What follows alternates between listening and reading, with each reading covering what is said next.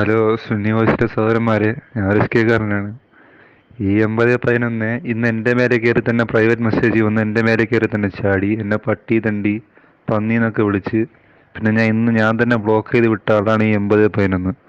എൻ്റെ ഗതികേടെന്തോന്ന് എനിക്ക് തന്നെ അറിഞ്ഞൂടാ. അതുകൊണ്ട് അവനെ കാര്യമായിട്ട് എടുക്കരുത്, അത്രേ ഉള്ളൂ. സുഹൃത്തെ, താങ്കൾ ഒരു എസ്കേക്കാരനാണ് അല്ലേ? താങ്കൾക്ക് എന്താണ് ചർച്ച ചെയ്യേണ്ടത്? ഏത് വിഷയവുമാവാം, നമുക്ക് ചർച്ചയാവാം. ഓക്കെ, എന്തെങ്കിലും സംശയമുണ്ടോ? എന്തെങ്കിലും വിഷയങ്ങളിൽ താങ്കൾക്ക് അറിയേണ്ടതുണ്ടോ? വൃത്തിയായ ചർച്ച 1 by 1 ആയിട്ട്. താങ്കൾ റെഡിയാണോ? എങ്കിൽ വന്നോളൂ പ്ലീസ്. ഓക്കെ, എൻ്റെ വാദം ഇതാണ്. റസൂലുള്ളാഹി സ്വല്ലല്ലാഹു അലൈഹി വസല്ലമയുടെ നിഴല് ഭൂമിയിൽ പതിഞ്ഞിട്ടില്ല. ഭൂമിയിൽ പതിഞ്ഞിട്ടില്ല. കാരണം നൂറാണ്, അവിടുന്ന് നൂറാണ്. ചന്ദ്രൻ്റെ വെളിച്ചത്തിലോ സൂര്യൻ്റെ വെളിച്ചത്തിലോ ഭൂമിയിൽ പതിഞ്ഞിട്ടില്ല. അതാണല്ലോ അഹ്ലുസുന്നത്തിൻ്റെ മിക്ക പണ്ഡിതന്മാരുടെ വിശ്വാസം. അത് തന്നെ വാദമായിട്ട് എടുത്തോണേ. അപ്പോൾ പതിക്കുകയില്ല എന്ന് പറഞ്ഞാൽ ഉണ്ടാവില്ല എന്ന് തന്നെ, അത് അങ്ങനെ തന്നെ അങ്ങോട്ട് പറഞ്ഞാൽ മതി. നബി സല്ലല്ലാഹു അലൈഹി വസല്ലമയുടെ ഉണ്ടാവുക. അപ്പോൾ എൻ്റെ അതേ വാദമാണ് അല്ലേ? നമ്മൾ രണ്ടാളും ആ വിഷയത്തിൽ ഒരേ അഭിപ്രായക്കാരാണ്. പിന്നെ എന്താ പ്രശ്നം? ഇവിടെ വാദം നമ്മൾ തമ്മിൽ ഒരു പ്രശ്നവുമില്ല. പക്ഷേ എനിക്കൊരു കാര്യം അറിയണം. അപ്പോൾ ഇനി നമ്മൾ തർക്കമല്ല, പരസ്പരം തർക്കിക്കേണ്ട വിഷയവുമില്ല, ഒരേ വാദക്കാരാകുമ്പോൾ തർക്കിക്കേണ്ട ആവശ്യമില്ല. ഇനി എനിക്ക് അറിയേണ്ടത് ഒരു ഇൽമിയായ ഒരു വിഷയമാണ്, ഒരു അറിവ്. എന്താണ് അറിവ്? നിഴൽ എന്നത് ഒരു മലയാള പദമാണ്. ശരിക്കും കേൾക്കണം. നിഴൽ എന്നത് ഒരു മലയാള പദമാണ്. ആ പദത്തിന് പ്രതിബിംബം, പ്രതിരൂപം എന്നൊക്കെയാണ് അർത്ഥം. ഈ പ്രതിബിംബം, പ്രതിരൂപം, അപ്പോൾ കണ്ണാടിയിൽ കാണുന്നതും പ്രതിബിംബവും പ്രതിരൂപവും ആണ്. അപ്പോൾ നിഴൽ എന്നതിന് ശരിക്കും മനസ്സിലാക്കണേ, നിഴൽ എന്നതിന് പ്രതിബിംബം പ്രതിരൂപം എന്ന അർത്ഥമുള്ളത് കൊണ്ട് ആ അർത്ഥപ്രകാരമുള്ള നിഴൽ നബി സല്ലല്ലാഹു അലൈഹി വസല്ലമക്ക് ഉണ്ട് എന്ന് വന്നില്ലേ? നബി സല്ലല്ലാഹു അലൈഹി വസല്ലമ കണ്ണാടിയിൽ നോക്കി എന്നതുകൊണ്ട്. നബി സല്ലല്ലാഹു അലൈഹി വസല്ലമ കണ്ണാടിയിൽ നോക്കിയിരുന്നു എന്ന ഹദീസുണ്ട്. ഈ ഹദീസ് പ്രകാരം പ്രതിബിംബം പ്രതിരൂപം എന്ന അർത്ഥപ്രകാരമുള്ള നിഴൽ, ശരിക്കും കേൾക്കണേ, ആ നിഴൽ നബിക്കുണ്ട് എന്ന് വന്നില്ലേ? താങ്കളുടെ അഭിപ്രായം അറിയേണ്ടത്. നമ്മൾ തമ്മിൽ തർക്കമല്ല, വാദം ഒന്നാണ്. ഓക്കെ, പറഞ്ഞോളൂ. അതെ, ഭൂമിയിൽ തീരെ നിഴലില്ല. ഓക്കെ, ശരി. അപ്പോൾ അതാണ് വാദം. ഓക്കെ, അതാണ് വാദമായിട്ട് കൂട്ടിക്കോളി. ഇനി നിങ്ങളെ വാദം പറയും, നോക്കട്ടെ. അപ്പോൾ അവിടെയും താങ്കൾ ഒരു ഭൂമിയിൽ എന്ന് പറഞ്ഞു. ഇരിക്കട്ടെ, അതവിടെ ഇരിക്കട്ടെ, എനിക്ക് ആവശ്യമുണ്ട് ആ പദം. ഓക്കെ, അപ്പോൾ താങ്കൾക്ക് നബി സല്ലല്ലാഹു അലൈഹി വസല്ലമക്ക് ഉണ്ടാവുകയില്ല എന്ന് മുത്തലക്കായ നിലക്ക് പറയാൻ താങ്കൾക്ക് കഴിയുന്നില്ല. അപ്പോൾ ഓക്കെ, ഇനി എൻ്റെ വാദം, നബി സല്ലല്ലാഹു അലൈഹി വസല്ലമക്ക് നിഴൽ ഉണ്ടാവുകയില്ല എന്നാണ് എൻ്റെ വാദം. എൻ്റെ വിശ്വാസവും അതാണ്. കാരണം നബി സല്ലല്ലാഹു അലൈഹി വസല്ലമ പ്രകാശമാണ്. നബി സല്ലല്ലാഹു അലൈഹി വസല്ലമക്ക് നിഴൽ ഉണ്ടാവുകയില്ല എന്നാണ് എൻ്റെ വാദം. കാരണം നബി സല്ലല്ലാഹു അലൈഹി വസല്ലമ ഒരു പ്രകാശമാണ് എന്നാണ്. അപ്പോൾ ഇമാം സുയൂത്തി, ഇമാം ഇബ്നു ഹജർ തങ്ങളൊക്കെ പറഞ്ഞ ഉണ്ടാവുകയില്ല എന്ന വാദത്തോട് താങ്കൾ യോജിക്കുന്നില്ല. നബി സല്ലല്ലാഹു അലൈഹി വസല്ലമക്ക് നിഴൽ ഉണ്ടാവാം, അല്ലെ ഉണ്ട്, അത് ഭൂമിയിൽ പതിയുന്നില്ല എന്നാണ് താങ്കളുടെ വാദം അല്ലേ? ശരിക്കും ക്ലാരിഫൈ ചെയ്തിട്ടാണ് ചർച്ച. ഓക്കെ അല്ലേ സുഹൃത്തെ, നിഴല് അത് പറയുന്നതിന് മുമ്പ് ലില്ലിന് എന്തൊക്കെ അർത്ഥമുണ്ട് എന്നൊന്ന് പറയാമോ? ലില്ലിന് അറബിയിൽ ലില്ലിൻ്റെ സമാർത്ഥങ്ങൾ എന്തൊക്കെയാണ് എന്നൊന്ന് പറഞ്ഞു തരാമോ? അതും കൂടെ കേട്ടിട്ട് പിന്നെ ഇതിൽ കൂടെ പോവാം. എന്താ, അങ്ങനെ ആയിക്കൂടെ? അതും കൂടെ പറഞ്ഞെന്നാൽ നെക്സ്റ്റ് ഇതിൽ വരാം. നമ്മൾക്ക് തന്നെ, നമ്മൾ മലയാളികളാണല്ലോ, നമ്മൾ അലിഫുമെന്ന് തുടങ്ങുക, എന്നിട്ടല്ലേ അറബി തിരിയേണ്ടത്. അറബിയിലേക്കൊക്കെ നമുക്ക് വരാം. ആദ്യം മലയാളം തിരിയാം, മലയാളികൾ എന്ന നിലക്ക്. നിഴൽ എന്നതിന്, ശരിക്കും കേട്ടോളൂ, നിഴൽ എന്നതിന് മലയാളത്തിൽ പ്രതിബിംബം പ്രതിരൂപം എന്നർത്ഥമുണ്ട്. ആ പ്രതിബിംബം പ്രതിരൂപം എന്ന അർത്ഥത്തിലുള്ള നിഴൽ നബി സല്ലല്ലാഹു അലൈഹി വസല്ലമക്ക് ഉണ്ടോ? കണ്ണാടിയിൽ നോക്കിയാൽ പ്രതിബിംബം പ്രതിരൂപമാണ് അവിടെ കാണുന്നത്. ആ നിലക്കുണ്ട് എന്ന് പറയേണ്ടില്ല. ഇതൊരു ചർച്ചയാണ്. അതിന് മറുപടി പറഞ്ഞോളൂ. ലില്ല് അറബിയാണ്, അത് നമുക്ക് പഠനാർഹമായ രീതിയിൽ ചർച്ച വരുത്താം. മലയാളികൾ എന്ന നിലയ്ക്ക് മലയാള ഭാഷ ആദ്യം കൈകാര്യം ചെയ്യാം. ഓക്കെ, പറഞ്ഞോളൂ. ഇനി ലില്ല് എന്നതിന് എന്തൊക്കെ അർത്ഥമുണ്ട് എന്ന് പറയേണ്ടതും മലയാളത്തിലല്ലേ ഞാൻ പറഞ്ഞു തരേണ്ടത് അല്ലേ? അപ്പോൾ ആദ്യം മലയാളം ഒന്ന് ശരിയാക്കുക. പറഞ്ഞോളൂ പ്ലീസ്.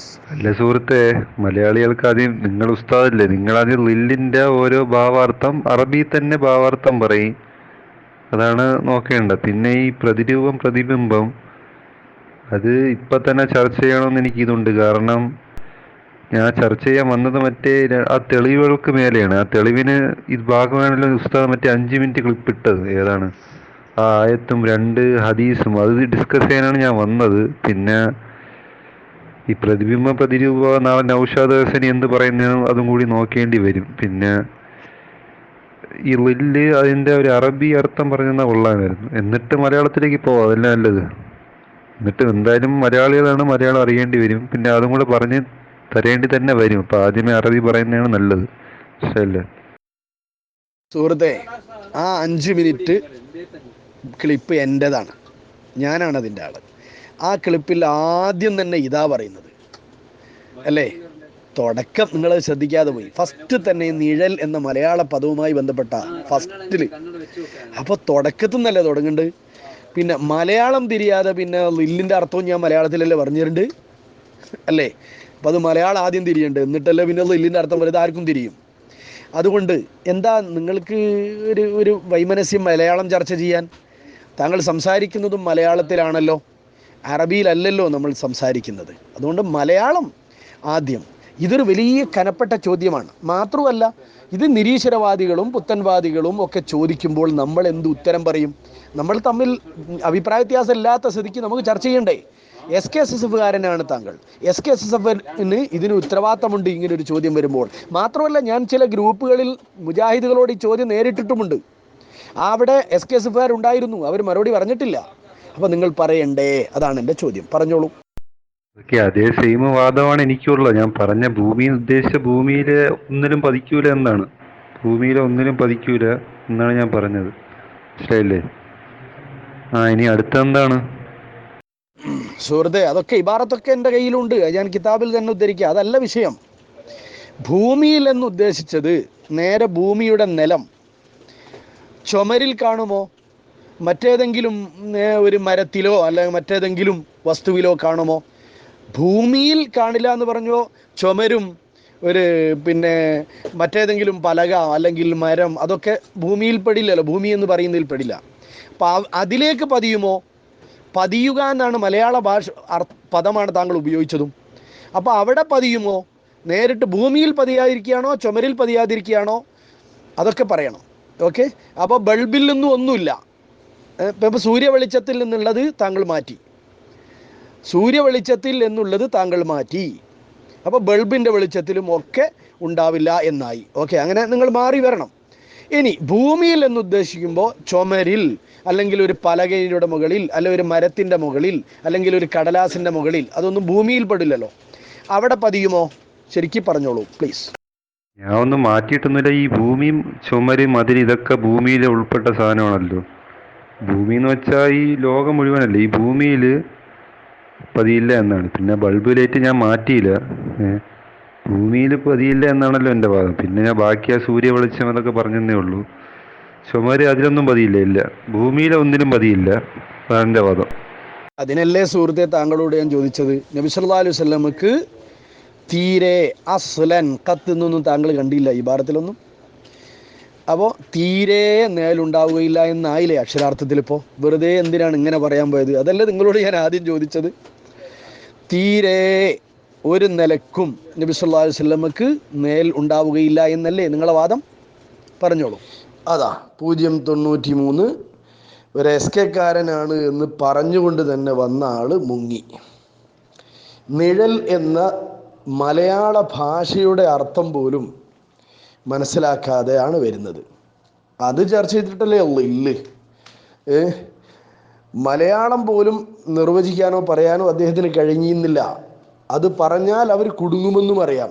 ഇതാണ് SKക്കാരുടെ പാപ്പരത്തം. ഇവിടെ ഒരു കാര്യം കൂടെ മനസ്സിലാക്കുക. ഇവർ തീർച്ചയായിട്ടും ഈ വിഷയത്തിൽ അവലംബമാക്കുന്നത് നൗഷാദിനെയാണ് എന്ന് വളരെ നൗഷാദ് ഹസനി എന്ത് പറയുന്നതും അതും കൂടി നോക്കേണ്ടി വരും. അദ്ദേഹം പറയുന്നത് കേട്ട് നോക്കൂ. അതിലുണ്ട് വ്യക്തമായിട്ട് നൗഷാദിനോട് ചോദിക്കേണ്ടി വരും എന്ന്. അപ്പോൾ ഈ വിഷയങ്ങളിലൊക്കെ ചർച്ച ചെയ്യാൻ നൗഷാദിനോട് ചോദിച്ചിട്ടാണ് വരുന്നത്, അല്ലാതെ ചേളാരി വിഭാഗത്തിൽ ഇത് ചർച്ച ചെയ്യാനും ഇത് പറയാനും ആൺകുട്ടികളില്ല. നിങ്ങളൊന്ന് ആലോചിച്ചു, ഇത്ര വ്യക്തം. അതും പറഞ്ഞ് അയാൾ കുടുങ്ങിയപ്പോൾ മുങ്ങുന്ന കാഴ്ചയാണ് നിങ്ങൾ കണ്ടത്. അതും പറയാതെയാണ് അയാൾ മുങ്ങിയത്. ഒന്ന് ആലോചിച്ച് നോക്കൂ നിങ്ങളുടെ ഗതികേട് എസ്കക്കാരുടെ.